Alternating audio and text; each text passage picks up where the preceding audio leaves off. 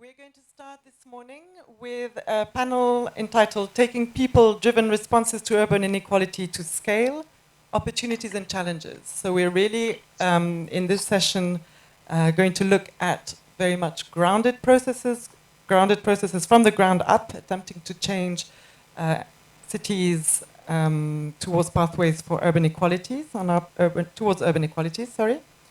And we've asked our speakers here, largely from the ACHR network, which is the Asian Coalition for Housing Right Network, but also our colleagues from SLURC, the Sierra Leone Urban Research Center, to give us their experiences of trying to move beyond the project level to think about city-scale transformation.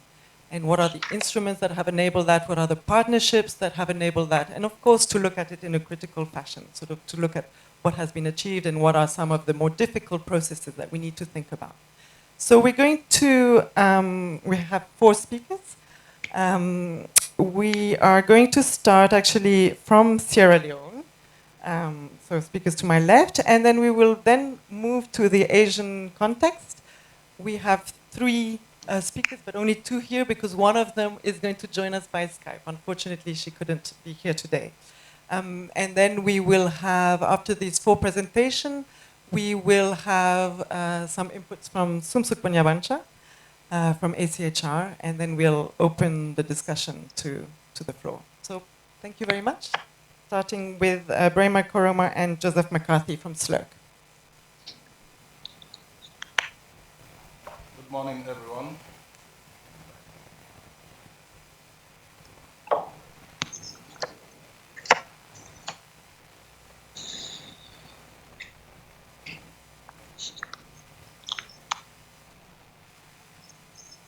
Good morning, everyone.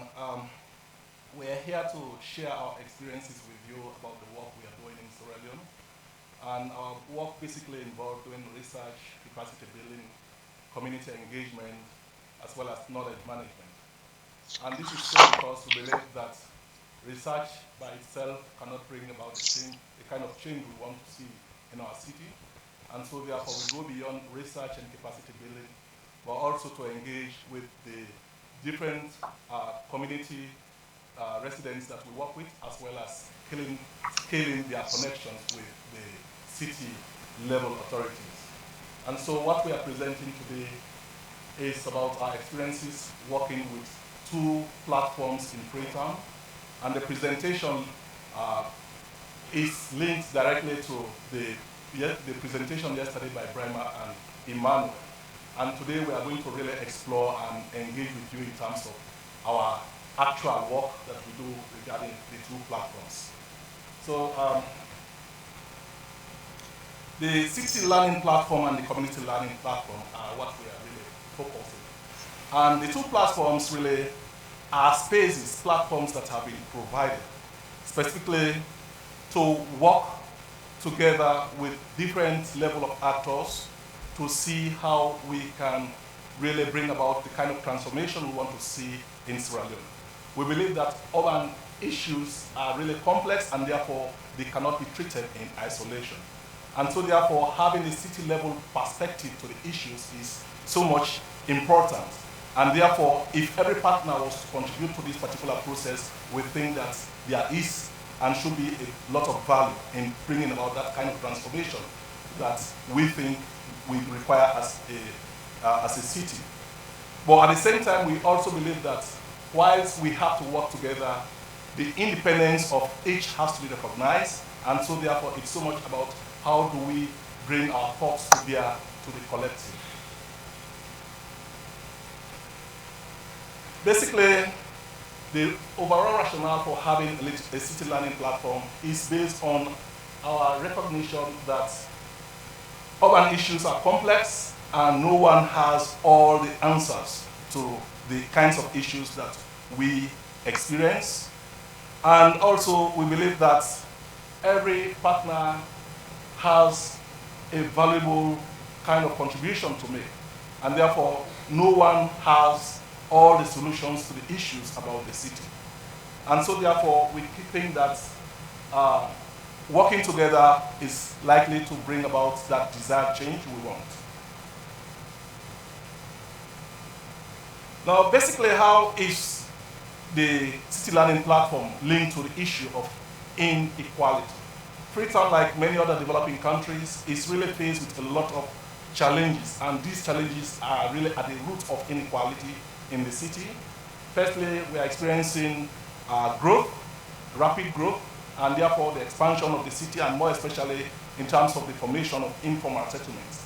And here, issues about access to land is very much difficult for many people, and issues about housing is also a burning problem. We have disaster issues that are plaguing a number of people, especially those living in the informal settlements. More or less, the city is polarized, and therefore the realities of the different residents are a lot different. And so therefore, we think that we have to speak not only to the areas that are planned, but also to prioritize, especially those living in informal settlements. And just because of the polarity of the city, we have particular areas that are worse off compared to others. And therefore, those particular places where we have more of the poor people living are the areas that are more vulnerable. And so they are facing much of the brunt of the challenges faced in the city.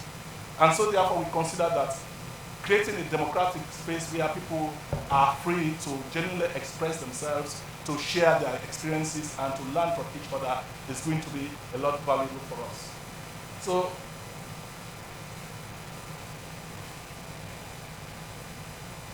who is part of the platform? Generally, the platform is open to a lot of actors. But at the same time, we have two platforms. Like I said, we have the city level the platform at the city level. We also have the platform at the community level. At the city level, we have representation from the Freetown City Council. We have from the communities and their groups. And here we are talking about the Federation of the Urban and Rural Poor, as well as other representatives of the community learning groups. We also have government, ministries, departments, and agencies. We have representatives from private sector, from civil society, from NGOs, from academic institutions, from public policymakers, from development professionals, as well as from the media. In terms of the community learning platform, we also have the community councillors that goes to represent or constitute the city council. We have also women's groups that have been represented by the leaders. We have youth leaders, the federation representatives, community-based disaster management groups, religious groups, traditional leaders, disabled, also people represented in terms of gender. So generally, when we meet at the city level, the platform is being co-led by SLOC, because we initiated the idea and we have a lot of experience doing this. But at the same time, it's co-led by SLOC and the Freetown City Council. Freetown City Council because they have authority over the city. It generally involves holding quarterly meetings, and it is generally issue-based, and the issues change from time to time. It is also a platform where we normally invite experts to speak on the issues, and we encourage representatives to do presentations, especially on those particular topics, if they think they really have a particular issue to share with others. And it's also a session where we create plenary for discussion, and it's also a session where we agree on action points, especially from the kinds of discussions that come out. And these action points are normally shared with those that have authority or have the authority to deliver on particular issues. And we normally also agree on the thematic issue to privilege for the subsequent meeting. And we also agree on the dates for such meetings. We also have the community-led platform, and here it is normally the Federation of the Urban and Rural Poor that leads, but it also embraces a lot of other community organizations, community-based organizations. And here they also hold periodic meetings as well, but here they are normally encouraged not to just make decisions, but also to make decisions based on evidence, and therefore the research that we do it together with them, and on the basis of this, they can normally identify the kinds of issues that they want us to actually scale up to the city level platform where representations are drawn from the communities themselves, working together with the different other city actors. And it normally serves as a means by which the communities are brought in touch with the city level authorities where issues are discussed and possibly it becomes a platform for advocacy as well. So this is, in terms of structure, this is how the city learning platform and the community learning platform are structured. At the bottom or at the base is the community level platform where meetings are usually held on a monthly basis, but then we have the city learning platform on a quarterly basis. And once this particular meeting is being held at the community level, the issues are brought forward at the city level, which now comprises of many other actors at the level of the city. But then, much of the discussions are tailored towards two particular policy goals. And the first one is the Transform Freetown, which is the key development agenda of the Freetown City Council. But we also have the National Development Plan, which is the agenda for the city, for the national government. So the discussions goes towards feeding into the city development plan as well as the national development plan.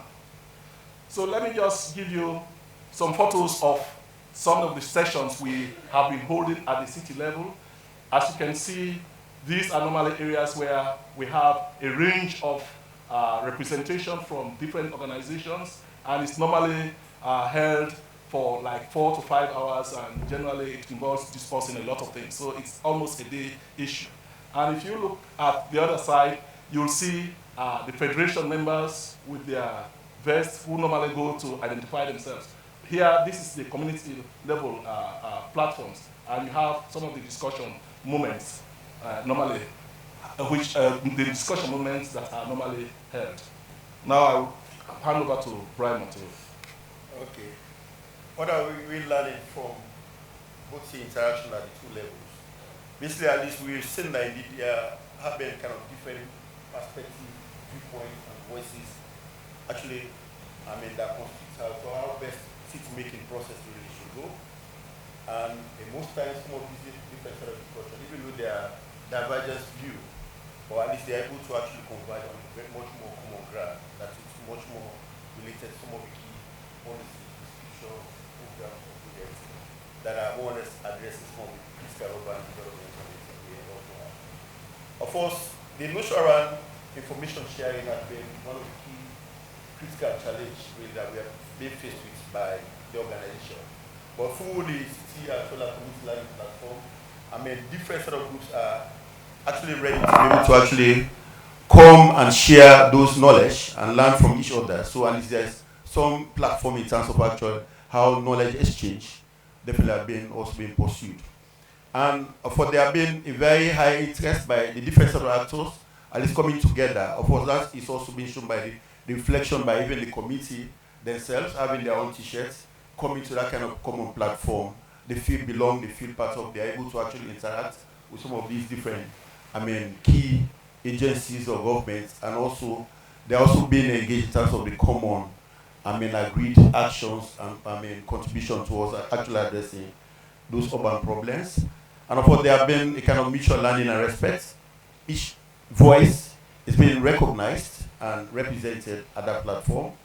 And through the platform, of course, once research has been done, even at the community level, that research findings, even done by the community themselves, is also being integrated at that learning platform, I mean, at the learning platform, and they're able to actually incorporate some of the good practices required for even program and projects, more specifically for those like even NGOs, INGOs, and other actors that are working on the ground. Then, of course, there have been a recognition of an evidence-based knowledge, engagement. I mean, of course, they have actually believed that indeed that's a very key enabler in terms of actually solving some of the key critical development programs as well as also actions related.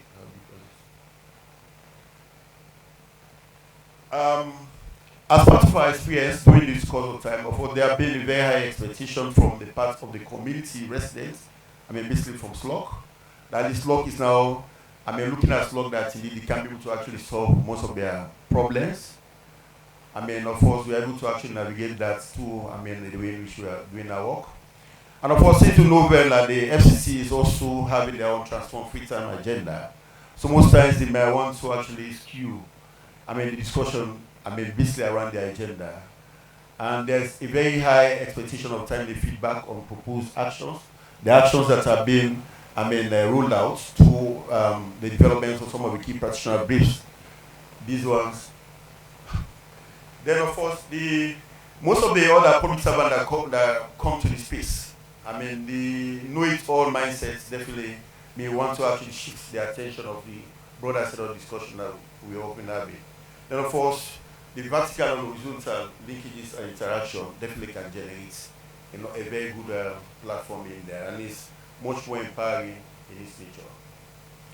The challenges that we faced during the course of the interaction have been, of course, the difficulty in terms of managing those expectations, the limited interest in terms of who contributes resources, in terms of whose team, as well as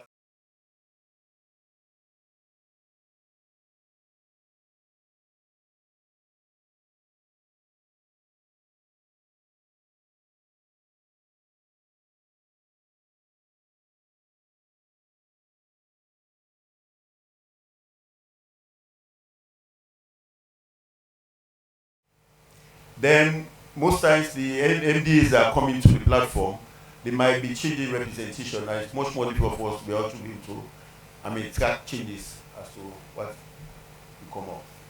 So, bringing all of those constellation of committees of practice together, I mean, at the different levels, either at the city level, the settlement level, I mean, definitely we will be seeing that there is a creation of kind of what we call the democratic platform that definitely encourage some of the key policy dialogue and debates and discussion, and hopefully that can be able to actually, I mean, help us for us to be able to put in place a much more coordinated and robust mechanism at those different levels. Then, of course, concrete actions through some of the key participative process is also critical, and these are definitely led to some understanding as to what is actually happening at the, I mean, those informal settlement level. Then, of course, there is a feedback loop, constantly generating those sort of feedback loop, coming from the community up to the city level. And this one is definitely allowing some of the key scaling up practices from communities to more informal settlement within the city, and even the ability to be able to actually institutionalize those set of informal modalities through some of the key dissemination information, as well as even encouraging some of the key participatory, I mean, methodology in terms of city making process that can definitely foster towards urban equality. So these are some of the key pathways that we'll be able to actually establish through partnership and as well as action-oriented thinking. I thank you.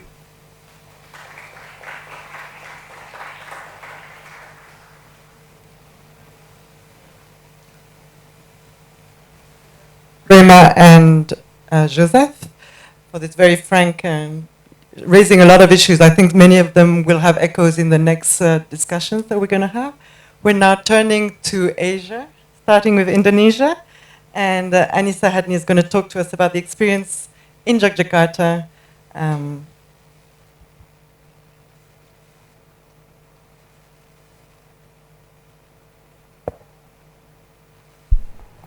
Good morning, everyone. Hello. Thank you for this opportunity in this process. So I can try to share about the experience in Yogyakarta, about co-production process in Yogyakarta in the context of urban inequality with community empowerment and collaboration as the strategies. So the first time I will share to you about Yogyakarta City. That Yogyakarta City is a capital city of special region of Yogyakarta. The specialty of this city make this city different from other cities in Indonesia. So the leader of this province is the king of the kingdom in Yogyakarta. It's basically because of the historical story before, and the specialty give them a special funding also for the development of the city. But after all that specialty given to this province and this city, they still face the relatively high poverty rate in Yogyakarta. It's about 11.70% in 2019 last year, and it's the first rank in Java, and it's still above the national average.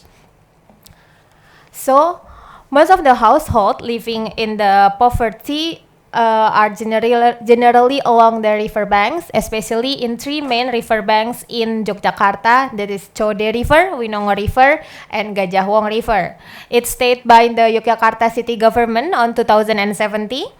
The concentrated of the poverty in the river banks has a different attention. Those river banks got different attention from the government. The government's concerned with the Chode rivers, which is geographically located in the center of the city, and it is famous because before the story is there is an architect who worked directly together with the community to make the community not evicted from the settlement, and it makes other inequality to the two main rivers, to other rivers. So they have marginalized because the government and other funding foundation mostly given to the Chode River. So this make the professional sector. It's an architect. We are a community architect from Arkom. Wants to assist the community who live in the Gajah Wong River and Winongo River. This is actually become the starting point of the co-production process within a professional, which is an architect, and also the community who face their live maybe vulnerable. And by this now project, we are trying to formalize the knowledge of Kalijawi community and Arkom. How we are build the partnership network in the city due to the community fight for right in the city, or they can get their equality in the city. So the community from the two rivers, which is Gajah Wong and Winongo rivers, agreed together to establish a community group after they are doing the participatory mapping with Arkom. Then they have experienced a same and share awareness about their problem that cannot be solved individually. Now, Kalijawi community consists of 300 people and 20 groups, and most of them, or 95% of them, is a woman. And as a community organization, they have main activity as a form of their empowerment. It's kind of community mapping. It is a process for them to recognize themselves, to know about their problem, to know about their potential, their challenge, and then after they know it, they have a community planning.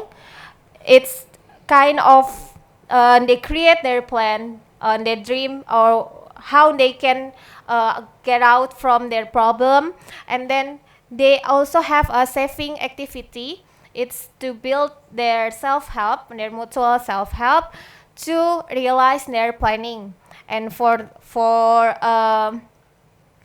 more they are doing about advocacy and negotiation, so they can realize the planning and doing the community implementation. So this is the map of the member of Kalijawi. We are spread in the city. There are 20 groups, and every group's doing the saving, and every group have a community leader, and the community leader is become the committee of this organization. So they have a monthly meeting, and then monthly meeting group and monthly meeting committee meeting, and also they have each of the people who is in the community, in the Kalijawi community, have annual meeting, and then in that occasion, they can share about their problem, and they can share about their mutual or collective problem they face together. So that's things they built a city network to empower the co-production process of Kalijawi to build their power, and then they already gained some achievement after advocacy and negotiation, and also saving and also networking with ACHR and other partner to have a renovation program, and then to build a communal space, and to do few relocation concept, but with their own decision. So this is not like they are given. This is not like they're like an object, but they're subject. They take a decision for themselves for the problem they face, but after all of the achievement and 7 years established, Kalijawi feels needs to create a concrete and sustainable achievement through new strategy. They said, we are still have a risk of an evictions. We are presume that the accomplishment we've got were only an apparent success. We need to understand more about our vulnerability to tackle the risks that caused by inequality. We need a qualified guarantee to feel safe. So they feel need to know more about themselves, recognize themselves, and recognize the condition of the city, so they can tackle the inequality. So this drove the ARCOM as their technical assistant and Kalijawi to do the reflection, to create a strategy, or to redefine the strategy and the process of the co-production to have a concrete achievement and sustainable achievement. So we are doing some activity together to build a national network and contextually to the main problem. So we are updating the map contextually to the problem, and then scaling up partnership and work with different actors. So this is a national network of Kalijawi and ARCOM in Indonesia. This national network is really help us to take the advocacy to negotiate to the government, especially in Jogja, because in Surakarta we can get a political strategy to the government, and then we have a project with the government, and then it becomes like a pilot project, like, look, this is the community, and then they can do the city development together with the government in Solo. So it becomes the example for other city, and we can replicate it. So this is like a built a national network. It's become one of the great strategy that Kalijawi and ARCOM make to tackle the inequality, especially in Yogyakarta, because it's hard. You know, different government has a different tactics and different political strategy we have to deal of. And other is we need to recognize about the context that actually the inequality happen in land and also housing development and financial system. Like I said before about the specialty of Province Yogyakarta, all of the land in Yogyakarta owned by the Sultan, belong to the Sultan.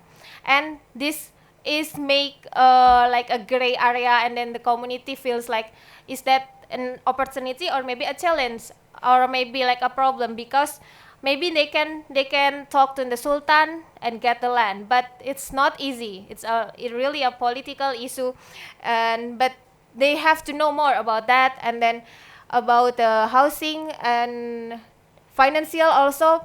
Actually, in Indonesia, the government gives some concept of a financial system, but they cannot reach that because they are poor. They are poor community, and the requirements is hard for them to accomplish. So this is like a new framework of community movement and dividing to the co-production process to create a concrete, sustainable, and achievement. So the community needs to be empowered more and strengthening the organization, because at the first time they have a saving group, but now they need to build a more legally, so they develop a cooperative legally, and then they need a capacity building about knowledge about security of tenure, and then they can have a new tools and methods for mapping, and also they can mapping update to the context about the land, housing, and finance as their power, and they work together to with expand network and collaboration. It means like a co-production also with university, government, and NGO to make a concept. Nah, this concept, this scheme and concept is will become the document that we can make a policy brief, and community assume that if we can make a policy brief to the government, so it can like a chance to have a sustainable achievement to tackle the urban inequality for themselves. This is like the result of the research that we are doing with community, professional, and then government and university to find out about the kampung status, and then about the land status, and then about how the security of tenure for its settlement or its kampung in Yogyakarta. This is also the result of finding that we create with one of the DPU fellowship last year, and this result become our power to bargaining position on creating the policy brief, like what I said before. Yes, and this is the process, the activity. We have a reflection, and then update the map, and we have other strategies about having an event to celebrate the Habitat Day as a starting point, working together with the government. And at that event, we are signing commitment to create a Yogyakarta as a secure, safe, and comfort city inclusively for 2020. And at that moment, at that Habitat Day celebration, the community, together with the government, with the students from the university, and then other professionals, doing the city reflection. What is the city already done with the community, and they can share their experience together in this moment. And after that, they are plan the scheme and the concept with a workshop by the community, government, student, and university, and also our network in Indonesia from 7 cities in Indonesia. So this is like all of the story we are experienced to tackle the urban equality in Yogyakarta. Thank you.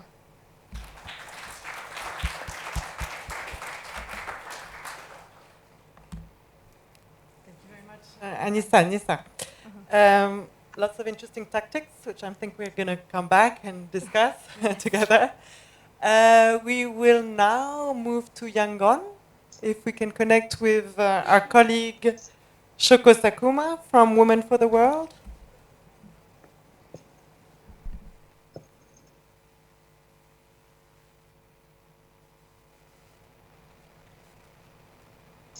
Hello, can you hear? I can hear you, fantastic. Can you hear me or? Yes, we can hear you. Okay, good. Thanks, Barbara. Hi, I'm Shoko. My colleague Marina was supposed to be present today, but unfortunately she has been sick. So I will try to present. Our research is to understand relationship between community-led housing. I will call it CLH from now. Can contribute to the prevention or reduction of urban inequality. Next slide. Next. Okay. So first of all, I will briefly share the context of Yangon. Yangon is the largest city and the former capital of Myanmar. It is understood as an economic hub It has a high expectation for profit-oriented urbanization. But at the same time, there is a large presence of informal settlement. It is said to have 20% to 40%. So the data is different from a different organization. Those populations have been forced eviction, poor recognition as citizens, and stigmatization of from the other government as well as other population. The next slide. Can you go to the next? Okay. So this slide shows a contrast. The left one is the image of the future central station, and the right one is existing informal settlement in Yangon. In national level, the poverty level was reduced, but the inequality in urban centers has been increasing without sufficient urban planning capacity. The government is also trying to provide low-cost housing, but these are not reaching to the demand of many residents. Next. Within this context, Women for the World introduced community-led housing as an alternative model in 2009. Which enabled them to own the house in much lower cost, much lower cost than public provision through women saving groups. We looked at 3 different models of this community-led housing. The first one on the left is established CLAs. This has been built 11 housing projects over 11 housing projects and for over 800 households from the last 10 years. And then the basic process is a community form a saving group, decide to have the own the house and then find the land by themselves and then purchase as a collective land and then plan and design and build by themselves. Women for the World have the technical assistance for that. And then the second one, the central one is called the Youma housing project. This was led by UN Habitat, and then housing department provided the land. Japan International Cooperation Agency provided the cost for the house and the infrastructure. So then a community was mobilized by the Women for the World so that they can also have the saving scheme for the maintenance and then other common facilities. And then third one is government-assisted housing. Since the beginning of this year, the regional government and housing department started to incorporate this community-led model into one of their housing provision as a pilot case. So in a way, it happened the institutionalization. In this model, the land was provided by the regional government. The cost of a house is the same as the established CLH housing, which means the community needs to save and take loans from the microfinance institution. Okay, so next slide. This is a map of Yangon showing the location of 3 models and the existing informal settlement and the public housing. So as you can see, most of that CLH community-led housing model are still located in the bit peripheral area. And then some of them, the red color is showing that the existing model. Some of them are still closer to the central, whereas many other government-assisted model were quite peripheral area, especially above the river. Okay, next slide, please.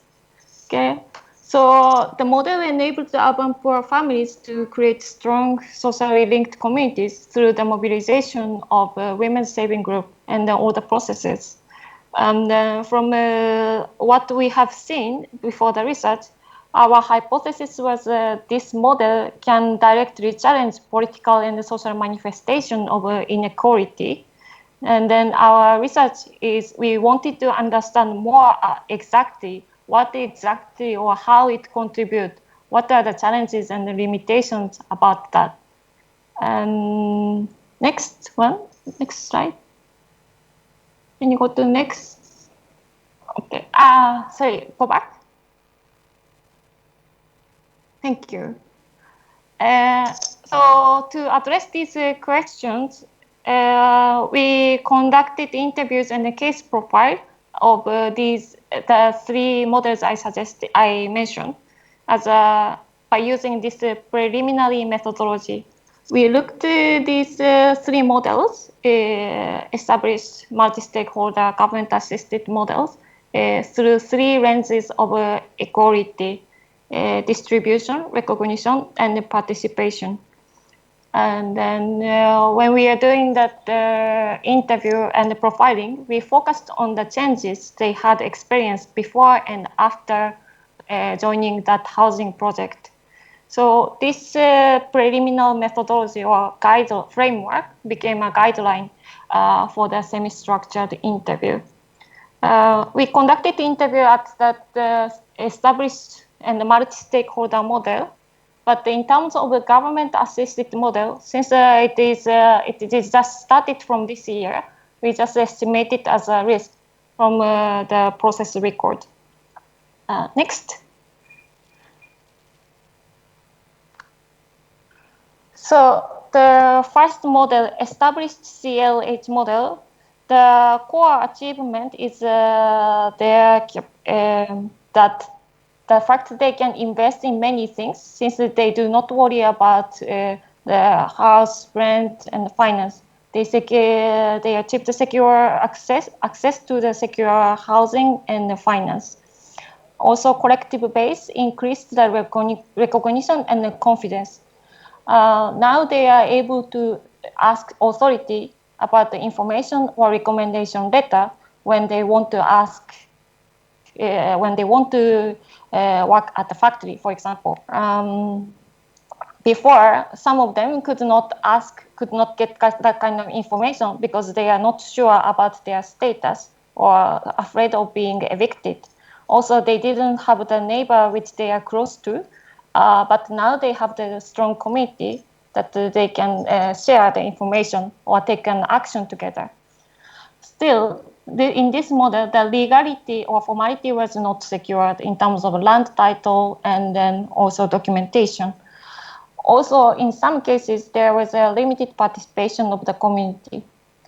Access to employment opportunities and then social infrastructures, it varies across the project. As we saw on the map, some of them are located in the very peripheral area, and some of the people lost her job because she needed to move to other place. Although most of the cases, they are like from the same township, but still, some of them need to lose the access and they need to find another job or start something else. Okay, next one. Okay, the next one is a multi-stakeholder model. Compared to the previous one, because the land was provided by the housing department, and then it has a secure land title, and also have the basic urban services provided by the government. However, same as the previous one, it is still located in peripheral area, which caused social segregation and limited access to urban service functions. Also, the community's engagement was quite weak in this model. For example, when there was an issue of waste, drainage, septic tank, they do not talk deeply to take an action together or make an action plan, which later caused the problem. In this model, they created the committee by learning from the previous model. However, some are decided by UN Habitat or the UHD, and the community have the partial role or responsibility for the management. And then they were not clear about the idea who have the responsibility or to whom they should ask when they have the problem. And so this unclarity and weak community resulted in the weak autonomous capacity for the problem solving. Also, the house design was largely designed by the housing department, and then there was a few consultation to the community. Later, this caused dissatisfaction. Next. Can you go to next slide, please? Thank you. So the third one is a government-assisted model. The largest achievement is formal recognition, institutionalization of community-led process. The government provided a formal land title called Community Common Land. And then they also started to give the same title to other existing projects, which happened for the last 10 years. And then infrastructure and land were provided by the state. However, these are still planned to happen in the peripheral area, the same as the two other previous models, which might cause the social segregation. And then also, each plot is larger than conventional model. For example, one project which happened, the first project which completed last year, already have 260 households, which is 3 to 4 times larger than the other existing housing projects. So this scale might also cause stronger, intensified social segregation. And then also the timeline of these projects are very, very tight with changing demand from the government. And so in normal cases, it has 2 years or 3 years of the saving, but this month, community mobilization time is limited. They have to know the concept of the saving. They have to know the community, the people around that. They have to get used to work together. So this situation, this tight schedule imposed structure might increase the risk of a weak community mechanism later. There is also a risk of unexpected political pressures on the changes, of course. Okay, next slide, please. So these are examples of testimonies from the community. Overall, although their experiences are diverse and not always positive, but largely it achieved secure housing, secure finance, and then people's process. Through this people's process and achievement, the model generated hope for change, confidence, and confidence to take an action, freedom from fear. Okay, next slide, please. So what are we learning from about the equality from this research? So equality is a relational and then need to have a continuous part. This model achieved not only materialistic aspect, but created system to sustain for the change by the people. It is also the collective assertion of the rights through those precedents. There are still many challenges. As we have seen, many places are located in peripheral area, which causes social segregation and then gap, different access to many functions in the city. And especially the large-scale project, which was assisted by the government, can intensify that gap more. Also, although our assumption was focusing on the community-led way, sometimes it was difficult to achieve fully democratic or community-led way. And at the same time, they still need to, or still get facilitated by NGO. But the process requires strong leadership, negotiation, and patience, especially with the government. So those are kind of the question related to the question, what is community-led way and what is a structural change contributed from that. Okay, next slide, please. So for now, conclusion so far is that the progression in the condition of recognition, distribution, and participation is not linear. But so far, in the bigger picture, this community-led housing is scaling up and then able to gradually increase the allocation of resources towards low-income communities, such as land, basic urban services, and formal titles and identity. Then maybe progressive or possibly retroactive formalization of these schemes and then recognition. Okay. The next one. Next slide. So this is the land of the government assisted project, showing that sign, clearly stated community model, and then showing that increasing public awareness. Next slide. Okay. Next one. And this, skip this, yeah. But through the research, we have some questions about that involvement of the community, or what is the degree of involvement or responsibility, to what extent can the community let exist in different contexts, what is the role of facilitator. Also, equality is related to relational and needs to have structural change from multidimensional aspect. For example, even the life of the urban poor is improved if the city continues to grow and the capital concentrated into the certain privileged group without caring equal distribution. The gap will continue to increase. So to avoid it, needs to have the political willingness and then understanding. But still, there is also a larger challenge of mainstream neoliberal discourses. So what is the way to visualize this knowledge or disseminate and have shared understanding from, and what is the role from this community-led perspective and the contribution?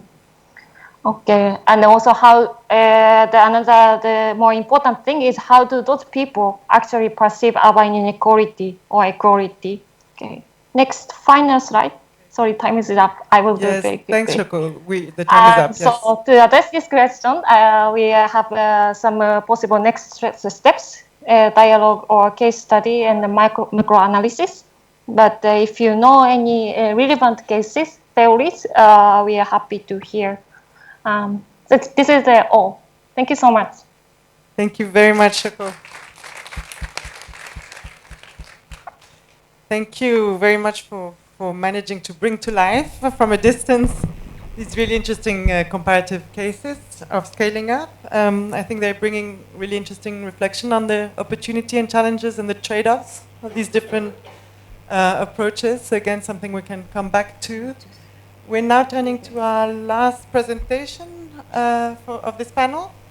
We're going to Thailand, to Nakhon Sawan, and Supriya, Wunga Rapan is going to present for us. Okay. Sorry for Good morning, everyone, and thank you for having us here. Can you hear? Yeah, okay. So for the Nakhon Sawan municipality, it is selected as a case study for the NO program in partnership with ACHR and also with the municipality itself. So today I would like to share with you a reflection on the progress of this research. And we begin this research by having the community as a partner at the beginning, and we organize a workshop and ask whether what the network would like to know more, because this network had been practiced for almost 30 years, and they have been achieved so many things, and so they decide to reflect on their own network to see whether their achievement has contributed to the reduction of the inequality, and what challenges and lessons need to be learned and can be shared with others, and also how to co-create inclusive city, what kind of resources or knowledge that they still need. So we start this way because we want the people to be the part of it. They feel like they own it, not just like we study them. So we start with the signing of MOU with the municipality, and Barbara was there. So they start like kind of like forming this research together. And to mention you, Nakhon Sawan is a city, is like a gateway to the north of Thailand, and the central is connecting the central and the north of Thailand, and it's quite important city because the Chao Phraya River, which is the main river in Thailand, in Bangkok, originates from there. So the location is quite strategic, and it's been like a prosperous commercial town since the past, and it's attract people come to the city. But unfortunately, there's not enough land or housing supply to accommodate those migrants or people within the city. So that's the picture of the Nakhon Sawan. And to see the statistics, Thailand is actually considered as the first inequality in ASEAN. That's according to the Credit Suisse report like 2 years ago, and compared to other. And the land distribution is considered as one extreme inequality of wealth in Thailand. Like the top 20% of landowner holds like 3/5 of the land in the nation, nationwide, only for the title land. And you can see like our network, our urban poor is not even on that stair yet. Yeah, they actually occupy like squatter on the public land, like that's the portion of the land in Thailand. And the number, the big one is like the title land, but then there's other public land, national park, and our people, our poor people, they occupy that illegally. So that's the main challenge of urban inequality. So when we discuss, like people share like they're poor. So that's inequality at the first place. They born poor and they cannot access to better education. You cannot access to higher income job. So that's a inequality of knowledge exists individually, and also they cannot access to the urban resources. So they live on informal settlements, slums, and mostly occupy the land that owned by the private sector, the public sector, or some in the private sector. And Nakhon Sawan also reflect like inequality in Thailand, especially like spatial inequality. There's the development focus mainly on the primary cities, and kind of like exclude the rest, like and concentrate on the economic development. And there's a centralization of power, very bureaucratic administration, and the local government has no authority on housing provision or city planning. I think it's probably different from other countries. And the people are excluded from the planning development plan of the city. Planning is just like zoning, coloring the zone and scheming like that. And there's no people, or there is a public hearing, but it's not really equal to participation because they do what they want anyway. So to reflect on that is like Coran Turbon in his book, he mentioned about mechanism of inequality, and I still feel like there's two dimensions that's quite similar and reflect well on the Thai situation. Is like exclusion and hierarchization, and that's the main mechanism of inequality and the structure of the country. And what the Nakhon Sawan network has achieved from 2006 to 2018, they have transformed 30 slums within the municipality area, and they have secured like more than 4,000 household land tenure and accumulate more, almost like 2 million bahts for the city development fund. So that's what they have done through their experience. For this study, we want to review like how that happened and what they have learned and what could be shared. So we design the research as an action research, and with the committee-led process. So they initiate the question, and also we design like the methodology together. So in this research, it is work in progress. We started last year. So we are going to use like focus group interview with the network in order to reflect on the experience, and also co-design a questionnaire, because they design like they would like to know also the reflection from others committee that already participate in the program. So we co-design the questionnaires, and they do the committee survey by themselves. And we are going to partner with other actors like municipalities, local university, and also the committee architect network in Thailand. So what we have learned so far from the experience, like we review like the development of the network, and I quote some of the reflex during our focus group. Like at the beginning, they also partner with the municipality in kind of like work in some projects, but they feel like they not own the project, because the project is initiated by the government, by the officials. So it took a very long procedure, and they feel like they are not really belong to them for the project. So it's quite dependency at that stage.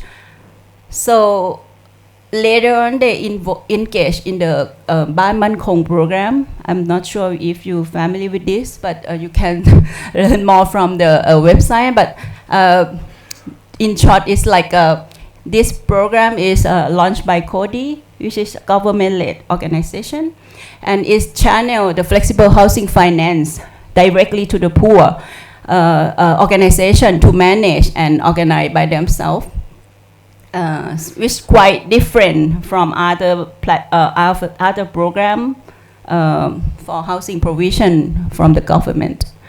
And we felt like there's one at the beginning is like it took time, and they have to be like through trial and error, and then there's a crisis at one committee. There's a fire, and then it changed. At that point, it's kind of like people gather and they need to support this. So it's kind of like strengthen the network, and they finally negotiate to stay on the land, because after the fire, the municipality like forbid that the people to return to this area. But then they try very hard, like propose a committee plan within like 7 days, and negotiate very hard with the stakeholders. So they achieve that, and that been through that experience, they gain like confidence that actually the network can do something. And so after that, they start like a big citywide survey, and start the saving group, like kind of reactivate the network again after they have a conflict with the official and municipality before. So like been to that, and also collective mapping as a tool to accumulate their own knowledge and information. They like come together and like map on everything they want to know, like existing boundary of the houses, infrastructure they have, of the problems, or even aspiration and their needs, what they want. So they kind of like use this information as a tool for their fighting process when they went to a court to support one committee to claim the land. And there's also participatory community mapping, which probably similar to in Yogyakarta and also in Jangkung. So this method also very useful, and they even like digitize those maps into the GIS system. Like they record with the GPS, and like they can like show this to the authority and then just prove that, hey, actually it's like this, and like the authority cannot deny it because like there is evidence to show. So it's kind of like empower them too in terms of using this kind of the same language as the authority, the same tools. And they also been like work very hard on the housing implementation by themselves. So in this city, there's like institute upgradings, reconstruction, and relocation because they got provide the land, the public land by the municipality. So they start building like the whole houses, like to accompany many of community members. So they also accumulate the city, the community finance, and also shift it to a city development fund, and also the welfare fund at the city level, and also house and land insurance fund at the national level. So the house and land insurance fund is to also support, because they got the loan and they need to pay back that. So sometimes if they face like disaster or some community members sick, it's going to cause them a problem in repay the loan. So they come up with it. Oh, so we should have this as a insurance for themselves to repay back the loan to Cody. So this come up from their learning process, and they also forming as a network to link all the saving groups in the whole city together. So it's like one organization, and also develop a city development committee, which like I think it's probably similar to you, like a platform that you have all stakeholders to work together, and it needs to have these two bodies. You cannot just like include them and then have no community network, because it's kind of like maintain the relationship like of these bodies together. And yeah, so I think from what we have learned so far, the people have been empowered and they have been achieved in many aspects beyond housing. Like they have achieved like public land acquisition by the people process, community finance and saving, and also housing construction. They know how to construct a house by themselves. And also the management of the project and community builders enterprise. Also city governance and policy, and that's like multi-layer and networking of stakeholders in the city and beyond outside the city.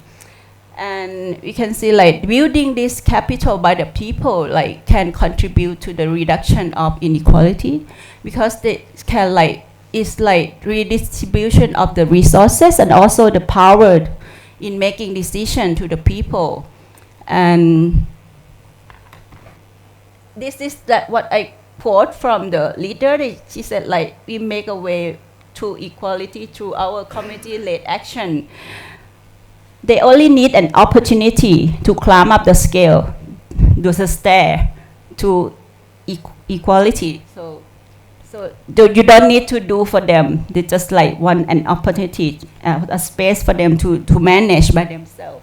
But then there's still a challenge for this practice.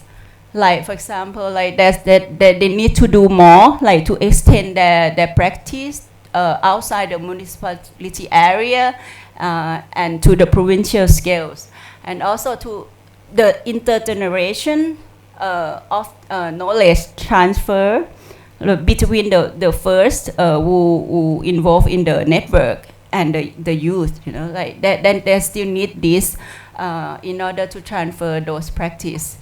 And some support from the government is also limit the scaling up process, and they require better access to information of urban resources, especially land prices or land ownership, or even to know the future development plan of the city, because now they are excluded, and they want an inclusive urban planning procedures that sometimes it's very long, take a very long process, and they think like probably we are evicted before that planning is finished. So that's what they feel like a challenge. So I think it's time up. Thank you.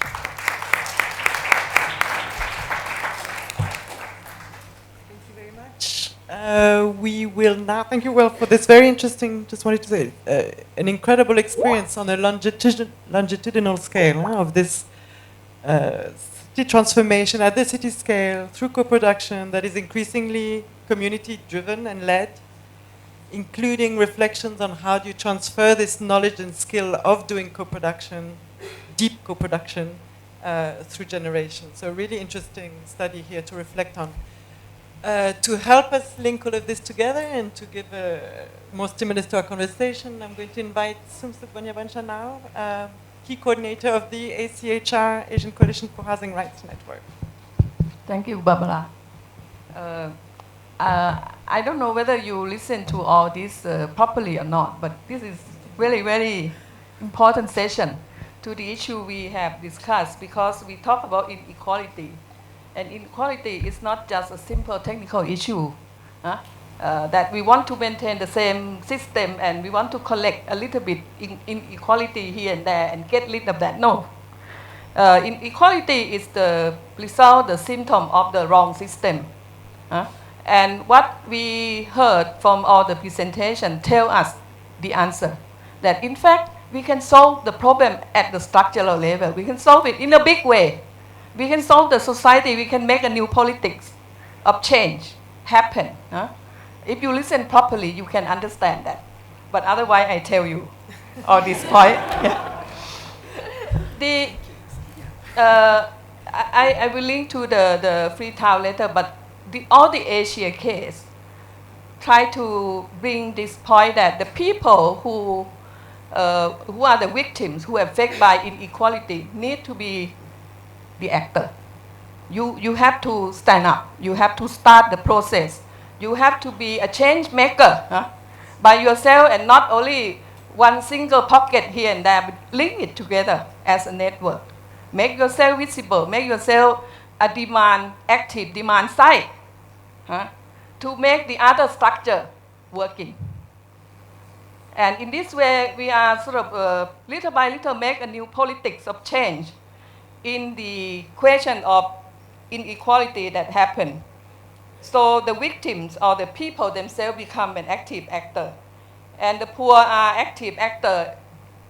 If you listen carefully in saving, you make a new finance system for yourself, a finance which is going to be the resource to make a big change for many things, for housing and many other. Mapping, you see a lot of beautiful picture about mapping. You start into an information.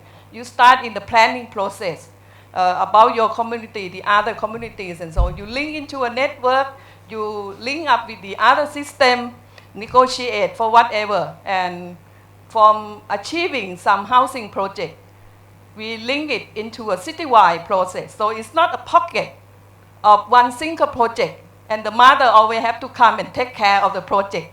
Yeah? No, it is their project at the city level. And by being the citywide process, information gathering, financial development, they become a stronger group to negotiate with the city system. So the Asia group trying to show this kind of, from the very poor who affect the inequality, you start working as a visible, massive group to start finding the right solution. And then we go to the Freetown. The Freetown tell us very, thanks for the second presentation today, because it's much clearer to tell, actually, you can build a participatory system at the city level. And this is a very practical way, smart way. I would say all the cities in the world will accept that way of doing. Yeah? Start being friendly and try to get everybody to sit together on board and look at or the issue in the city and start creating space. If they can link up with this people process, can link up with the university, can link up with the other institution and structure, and little by little building trust of being together, making plans and link up plans and so on. If you imagine, this is a new politics of the city process. We are in the wrong mode of political system in our society. In Thailand they call 3-minute democracy. You go to the ballot. You just try to pick yourself, you put your ballot, and then you select somebody who now have the power to manage anything in your life.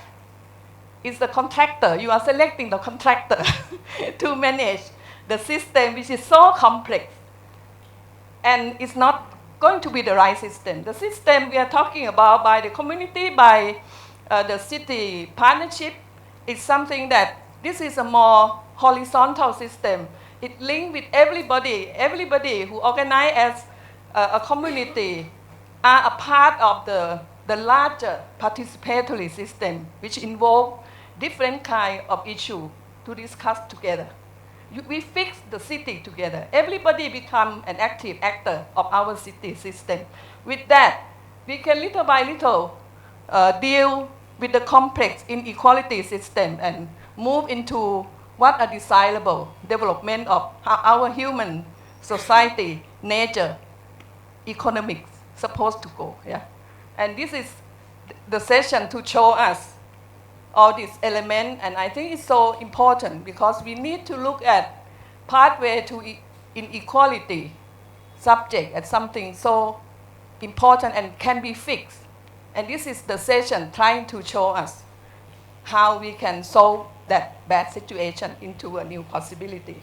The very interesting thing also is that by having this co-production, it's not just a sort of a sweet, nice, joy meeting, this and that, It needs to go deeper into a structural change.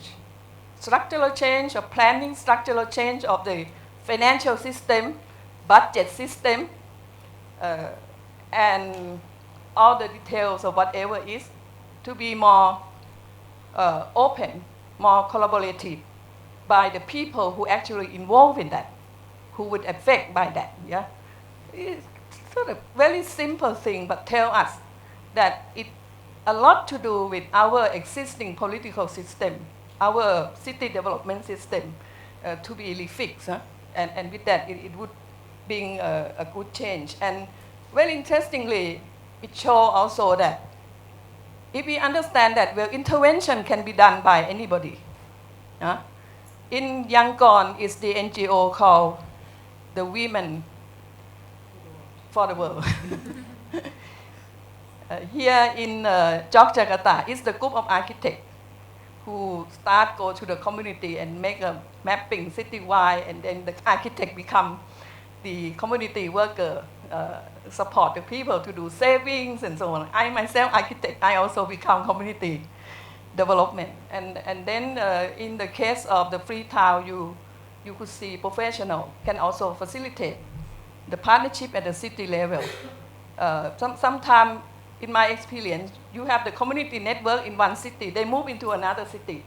So it means that intervention to create the space of this change, citywide system change, could be done by anybody in different capacity. But the point is that how we create the space bigger. And then there are more people on board. People are different groups, different institutions become the part of that. And this is very important knowledge, I think, for NO also, because we are looking for this kind of change, and with this knowledge, it means we can plan or we can decide the intervention at the city level, at the national level, like CODI. CODI is a kind of the national institution, which is help intervene development in the city. You just help create the financial system and the space, and let the people in that city play the game, find a way to dance by themselves together. Yeah? So it means you can decide institution at the national level, at the city level, at the global level, at the international level, in order to create many of these space, many of these possibilities to make a new change possible. So thank you very much for the session.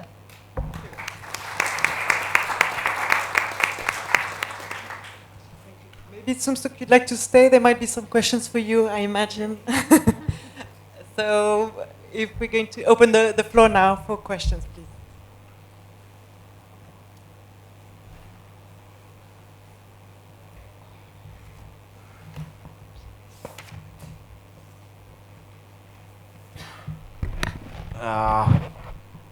I'm Tim from Tanzania. First of all, I want to congratulate all the speakers for the very, very good presentation. I'm very inspired by the work of the community engagement and community empowerment. But I just wanted to maybe ask a question, could also come maybe from Sierra Leone and also to the Thailand as well. From your perspective about the platforms, you mentioned that you have created a platform at the community level and as well at the city level platforms. I just want to find out whether this platform has been institutionalized or rather been able to change the institutional frameworks, not be initiated by Slack, but also be owned by the city authorities. Because that has been a major problem, that we can initiate something, but which are not actually being institutionalized. And with Thailand, with the Kodi, I'm very inspired by the model that has been there. And I happened to visit the model in Thailand, which has been one of my great motivation actually to work with the community. And I wanted just to find out, how did you actually manage to ensure that model becomes a nationwide model and also being institutionalized by the national authorities with the financing, with all the institutional framework being in place? Because that has been a major challenge in most of our countries. We can initiate something, but we really struggle a lot to ensure that that model is really being institutionalized. Basically, it's the same question for Slack and also for Thailand. How did you manage to ensure that that model is being sustainable and being institutionalized?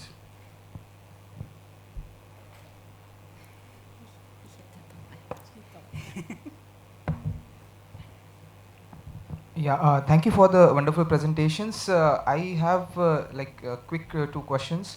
The thing is, as in India, also in other Asian economies, we have a market-based driven housing sector, basically. So, and accordingly, the housing policies have been, catering to that kind of framework. But at the same time, looking at these cooperative-based initiatives in different nations, what has happened to the right to housing as a concept? Because even housing policies also do not, at least in Indian case, I can tell that right to housing has not been spoken much. And then to ask for some kind of assistance from government, your position, the level of the position goes very down. You cannot ask. So in your all the cases of cooperative housing, what has been the role of this approach of right to housing? That was one question. And second question was especially targeted in the case of Kalijavi. What has been the role of financial assistance for the government? Like I'm saying that in these case studies, what has been the role of how much the financial assistance was given from government side, and what was expected from the members? What percentage of the contribution was being asked? Yeah, thank you.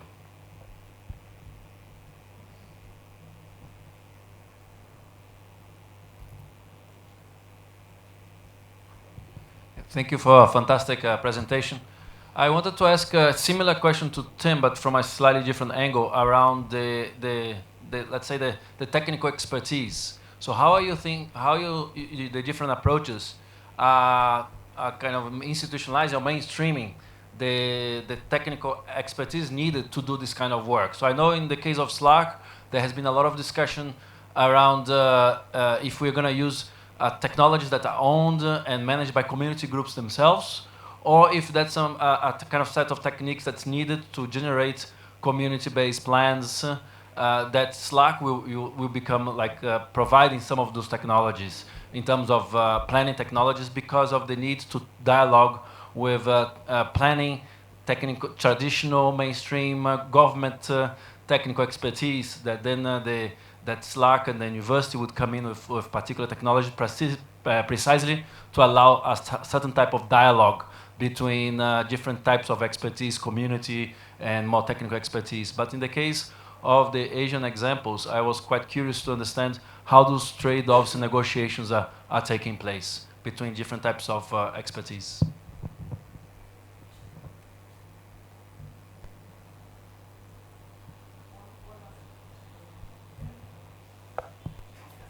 I'd like to thank the panel for a very interesting presentation. My question goes to the team from Sierra Leone. The learning platforms are very interesting, and they are places or spaces where collaboration can take place. My first question is, you're talking about learning spaces, and I'm asking, who learns and what is learned actually when you have these spaces? Because you have very many types of stakeholders. And my other question is, how do you really ensure that the community learns, but it also, in quotations, teaches in these spaces? Because it's very structured, the community learning platforms are very structured, and I'm thinking that maybe this kind of process might be a little bit threatening to a local community member, for instance, maybe a woman women who might need to voice their experiences. So they probably will find this structured kind of process a little bit threatening. So I'm asking, did you experience any challenges in this? Are there any testimonies that show that maybe there were problems experienced when, for instance, women wanted to participate?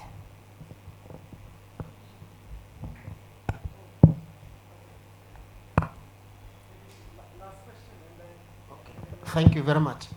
I just want a follow-up question to the colleagues from Sierra Leone. You talked about the challenges of creating democratic, functional platforms. And this, I think, is a chronic problem we have also in our context. And I was wondering, first of all, what do you mean by democratic platform? How do you quantify it? And two is how have you gone about to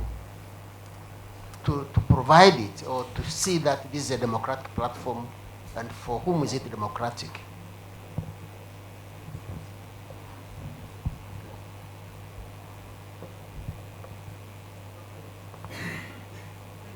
Many questions. Who would like to start here? Would you like to start?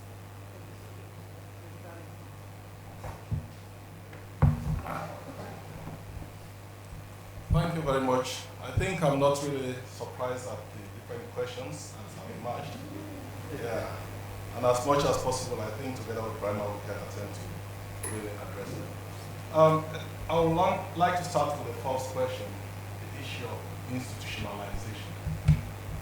Essentially, the learning platforms are proposed as new ideas. These are not practices that used to be.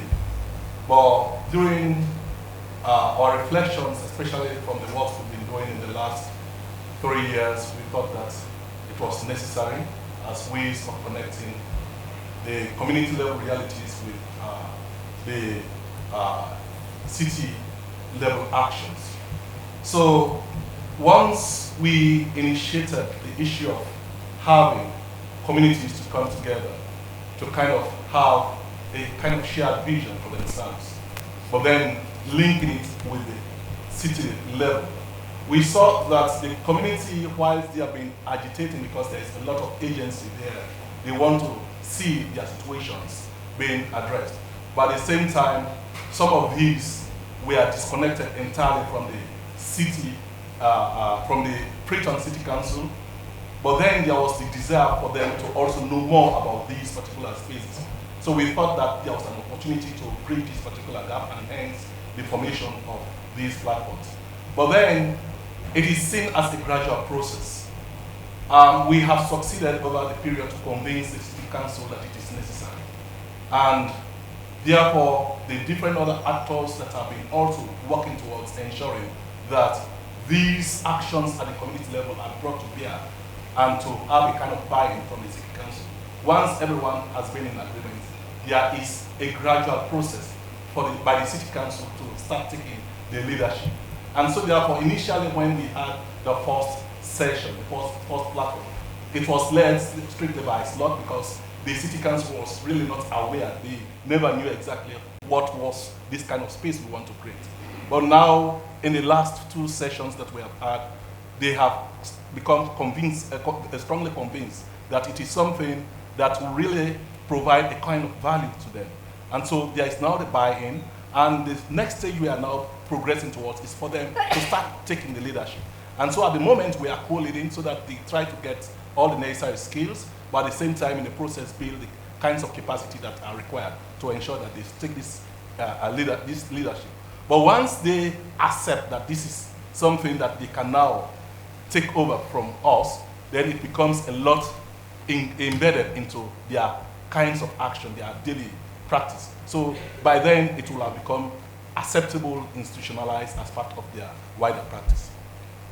With regards the other question by Alex in terms of the technical expertise, I think this is the stage we are now at the moment, because part of our activities involve capacity building. And in the process, and through the different projects that we have been doing, capacity building has been a major part of it.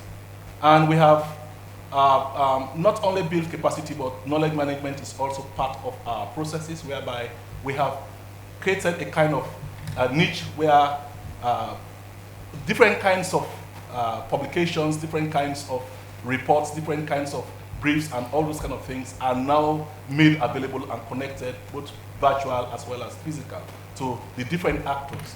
And in this way, we are providing or laying at their doorstep the very knowledge, the very kinds of ideas they need to build upon.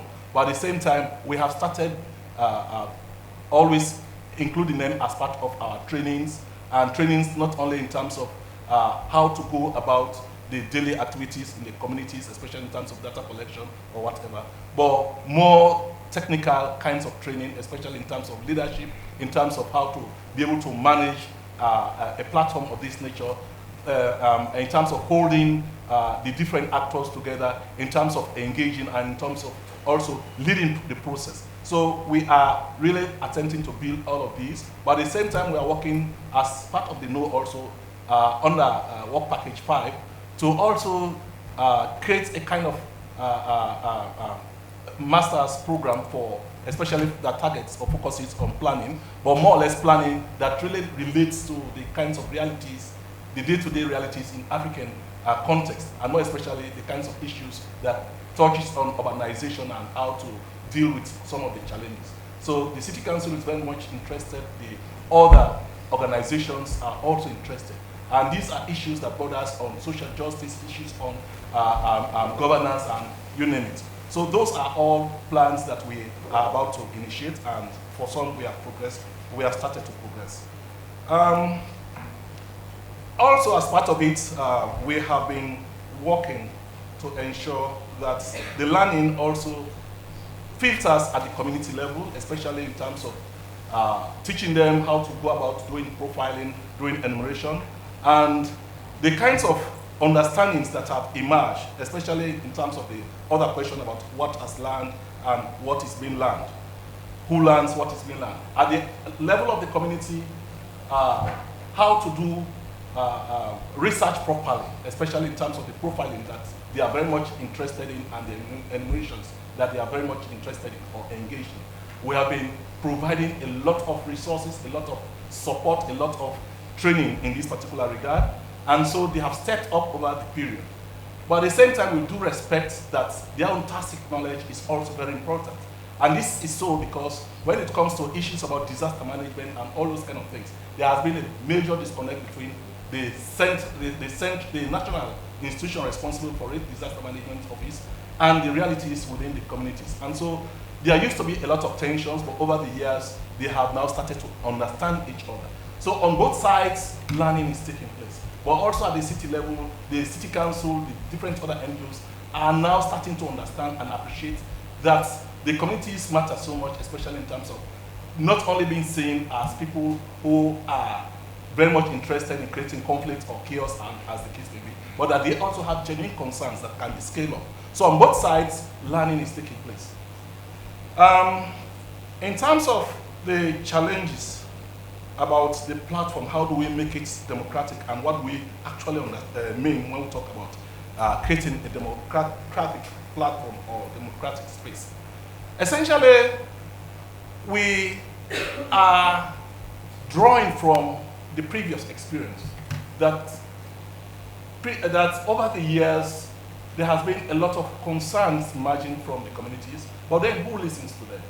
People, they have already recognized as places to capture votes when it comes to elections, but when it comes to actual delivery, I mean, they do not matter.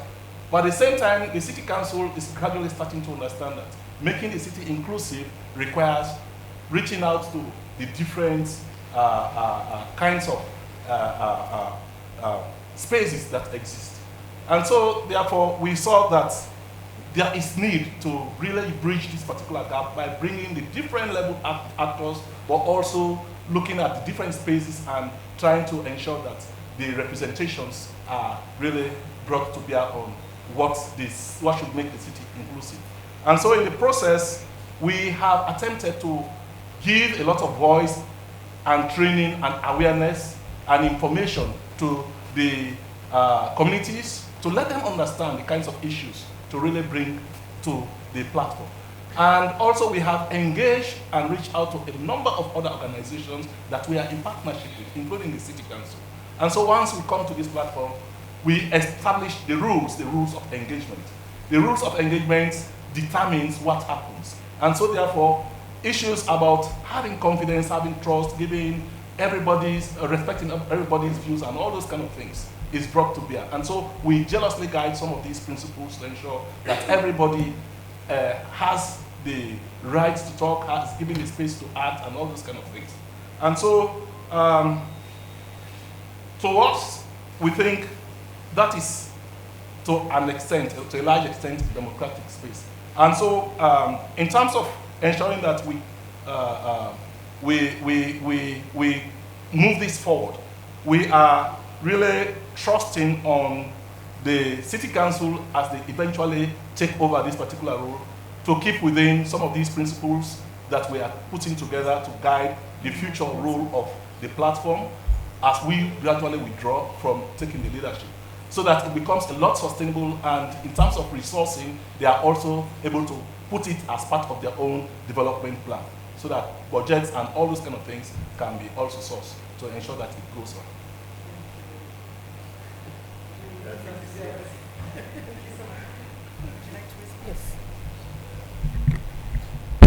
Well, I just want to say that to maintain or to secure the good platform, the good institution, the democratic institution or democratic platform like that, definitely is not a very easy thing to do, because all the structure in our society is all vertical. So the tie is sort of quite strong. Whenever you sort of feel very comfortable, you lost your guard. Then the tie of the existing political system will sort of wash you away. This has happened to the institution like Coady or like many of the city platform I know about. So the people who work on that need to be very strategic and need to find a way that all these platform or institution can be balanced by the other. And it's not only going by a few organizers. Yeah. In the Coady system, from the very beginning when we start, we have a lot of community platform inside the Coady, at the city level, at the regional level, at whatever. So everything the institution has been doing is in the eye of the public, especially the community people. You have to decide that, to balance yourself from the very beginning. Yeah. And by being balanced by the larger public group, things will be going in a better direction, I would say. This Coady need to be balanced all the time. I've been the director for 8 years from the very beginning. And after I retired, 10 years, I still have to advise them until now, check them and reform and so on. But anyway, I mean, reforming or reorganizing is a sort of a regular thing to do, which is a common thing, I would say. And it keep going, it keep progressing. Like this day, not only in the urban area, we have done quite a lot of rural housing, rural settlement development, which means how the rural people could stay in their neighborhood with livelihood, with the system.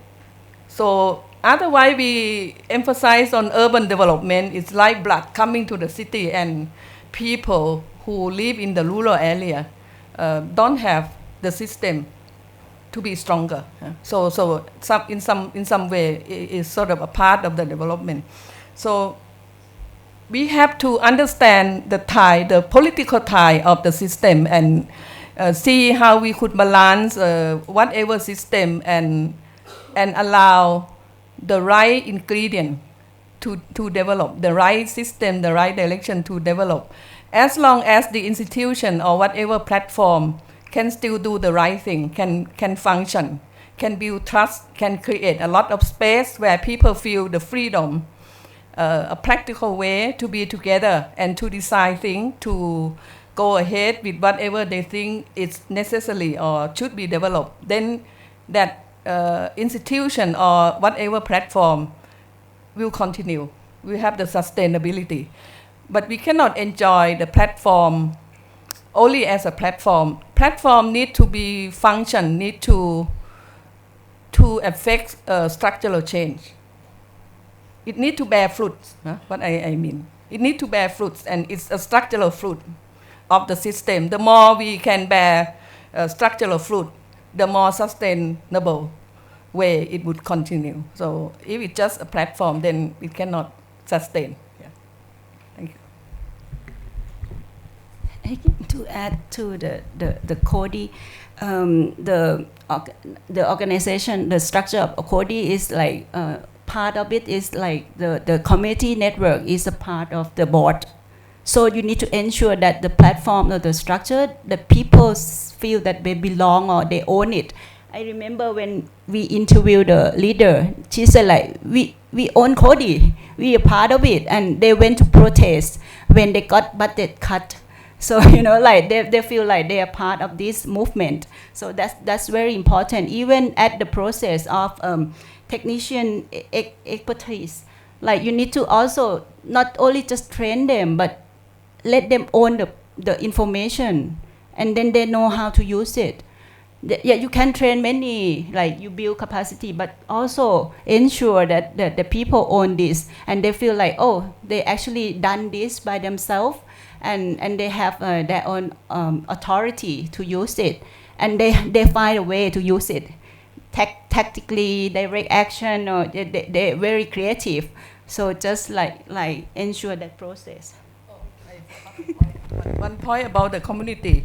I think the community is something amazing. It's in all the actors we are talking about, government, NGO, professional community. Community is the most exciting actor because they want to change and they have a lot of energy. Yeah?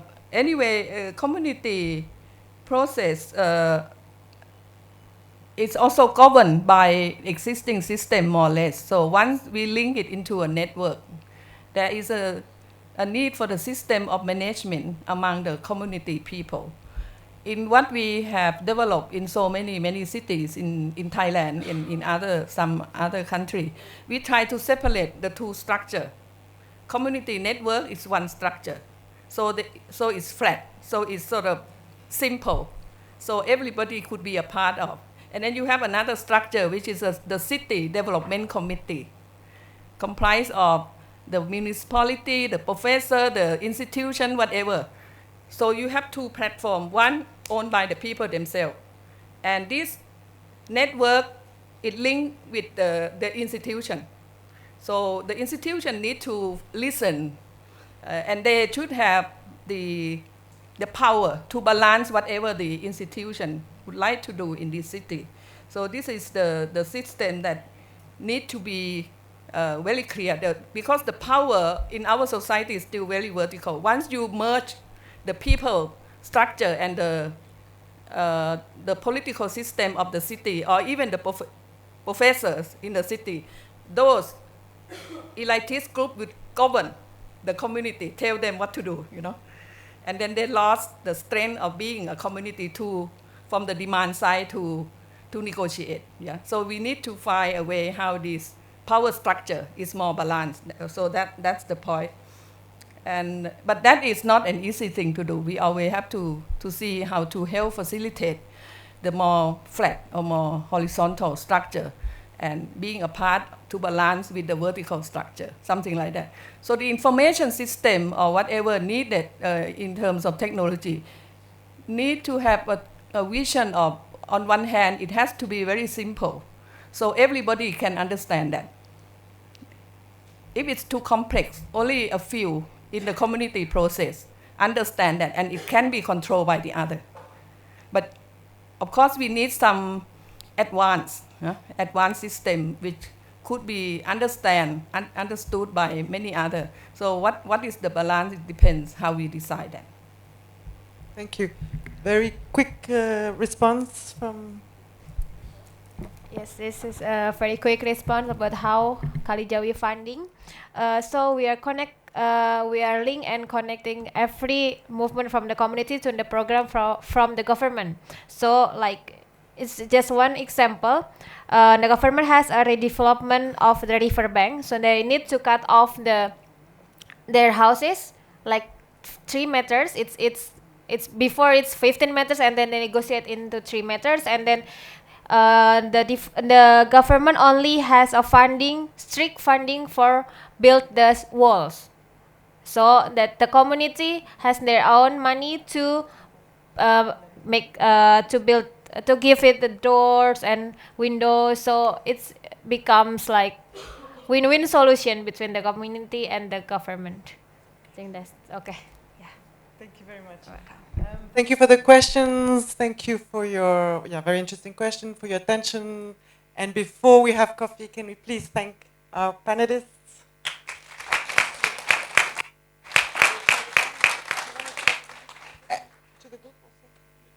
Okay, just to let you know, there is a principles of engagement for the city learning platform that was produced by Celerca in the context of the No program. And you can ask Joseph and Brahima for some copies. Okay, thank you.